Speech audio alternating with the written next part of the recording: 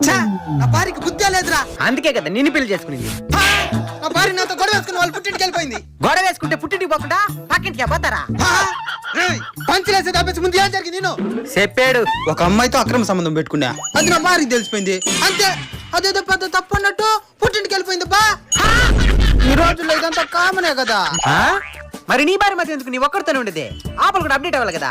ఆపలు కూడా ఇంకెవరితో సంబంధం పెట్టుకోమను. ఎంత మాట అన్నవరా, చంపేస్తాను నిన్ను. ఈ కాలంలో ఇదంతా కామనే కదా. నువ్వు చెప్పింది. నువ్వు నీ భార్య తప్పు చేస్తుందనే ఆలోచననే తట్టుకోలేకపోతున్నావు. కానీ నువ్వు ఆల్రెడీ తప్పు చేస్తున్నావు. తప్పు చేసింది నువ్వు, తను కాదు. లైంగిక వాంఛతో ఏర్పడిన బంధం మోజు తీరింది, తొలగిపోతుంది.